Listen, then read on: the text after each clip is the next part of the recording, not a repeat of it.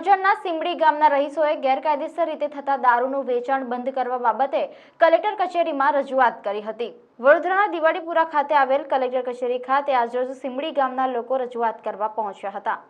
કરજણ તાલુકાના સીમડી ગામે રહેતા રહીશોએ ઘણા સમયથી ગામમાં થતા ગેરકાયદેસર દારૂના વેચાણ સંદર્ભે રજૂઆત કરી હતી।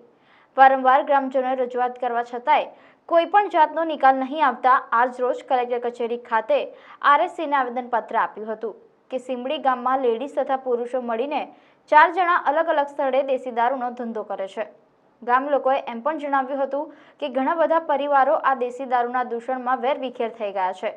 ઘણા બધાના મોત પણ થયા છે। આ અંગે કાર્યવાહીની રજૂઆતો બાદ પણ કોઈ કાર્યવાહી ન થતાં આજે કલેક્ટર કચેરીએ આવવું પડ્યું હતું। કરજણ તાલુકા સીમડી ગામથી આવેલા છે। અમે દારૂની રજૂઆત લઈને આવેલા છે, જેથી અમારા ગામમાં ખૂબ જ દારૂ વેચાઈ રહ્યો છે। કારણ કે અમારા ગામમાં નાના નાના છોકરાઓને બધા દારૂથી બહુ જ લત લાગી ગયા છે।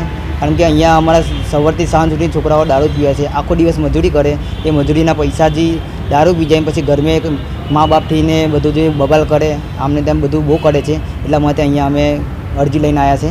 અમે પહેલાં કરજણ આલી હતી, કરજણ મામલેદારને આલી હતી, ત્યાર પછી એસપી સરને બી આપેલી છે ને આજે અમે ત્યાં 11 દિવસ થઈ ગયા, ત્યાં સુધી હજુ કંઈક બી નિકાલ આવ્યો નહીં। એટલા માટે અમે અહીંયા કલેક્ટર સાહેબ માટે આવ્યા છે, અહીંયા અરજી લઈને।